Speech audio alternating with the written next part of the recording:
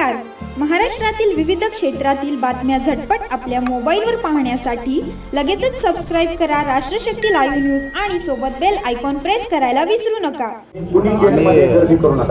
बघतोय मजा किती दिवस ही दडपण आणि दडपशाही मराठा समाजावर त्याचा दुरुपयोग गृहमंत्री करणार आहे. आम्ही ठरवलेलं नाही, परंतु न्यायासाठी आम्हाला लोकशाही मार्गाने कायद्याच्या नियमात राहून करावंच लागणार आहे. रस्त्यावर उतरायचं नाही, परंतु अंतरवालीसारखं आम्हाला आमची शक्ती एकदा दाखवणं गरजेचं आहे, पुन्हा एकदा. कारण त्यांच्यात जर काही गैरसमज असले, कारण शेवटी काय असतं, डोक्यात जर सत्तेची हवा गेली तर गैरसमज खूप होत असते. त्यांच्या लक्षात येत नाही की मराठा समाज ताकदीनं आता एकत्र झालेले कधीच पोहोचू शकत नाही. आता मी 4 दिवस झालं बघतोय, ते म्हणत होते मराठा समाज आमच्या सोबत आहे किंवा खुश आहे. एकही राज्यातला मराठा समाज खुश नाही आहे 10% आरक्षण दिल्यामुळे. तुम्हाला आणखीनही चान्स आहे. मी या पिंपळनेरमधून मीडियाच्या बांधवाच्या माध्यमातून मुख्यमंत्री आणि गृहमंत्र्यांना जाहीर सांगतो, तुम्ही बाकीच्या भानगडीत पडू नका. तुम्ही मला खेटायचा प्रयत्न करू नका. तुम्ही चुकीच्या माणसाला खेळताय. तुम्हाला मी कधीच हरू शकणार नाही. तुम्ही सगळ्या सोयऱ्यांची अंमलबजावणी करा. ठरल्याप्रमाणे 5-6 विषय ते करा. तुम्ही गोडी गुलाबीने आंदोलन हाताळा. तुम्ही सत्तेचा दुरुपयोग करून मराठ्यांना घाबरवण्याचा प्रयत्न कराल तर मराठा घाबरणार नाही. तुम्ही अंमलबजावणी करा. हेच मराठे तुम्हाला डोक्यावर घेऊन नसणारे नसता. मी मात्र ओबीसीतून आरक्षण घेतल्याशिवाय आता तुम्हाला सुट्टी देत नाही. सरकारचे काही दिवस राहिलेत असं सांगताय. मग आता किती दिवस राहतं का 7-8 पिढ्या कवर राहता कवर.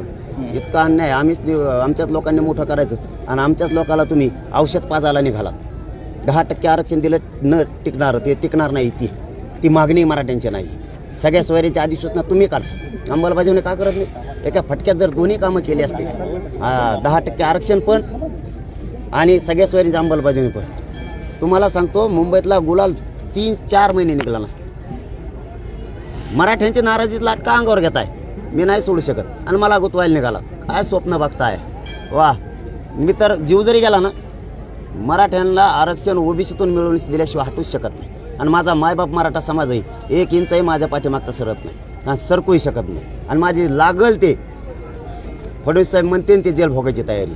तुमची इच्छाच आहे ना, तुम्ही बघा मला मध्येत टाकून मग भावनिक लाट बघा. राजकीय सोपडा सापच करून टाकते ना मराठी तुमचा. एका गृहमंत्र्यावर टीका करता, दुसऱ्या गृहमंत्र्यांची सभा आहे संभाजीनगरला, कसं पाहता?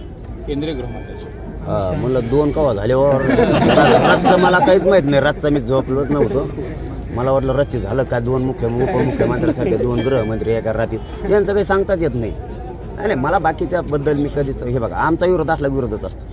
आम्ही गावबंदी उठवलेली आमच्या त्या टायमाला आल्यावर सोडित नसतो आम्ही. आणि फालतू वाटत जाता येत नाही मला कोणाची किंवा माझ्या समाजाला सुद्धा. त्यावेळेस ती बंदीच उठवलेली, त्यामुळे कोणी येऊ शकतो ना, असं काहीच नाही.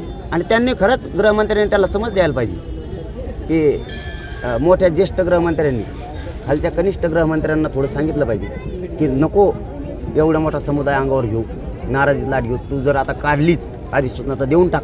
आणि मोदी साहेबांनी सुद्धा सांगितलं पाहिजे त्यांना. पण आता ते सांगतील नाही, त्यांचा भाग आहे. पण आमचं आरक्षण मात्र आता आम्ही मिळवणार आहेत. मराठे 10%मुळे खुश नाहीत, राहणार पण नाहीत.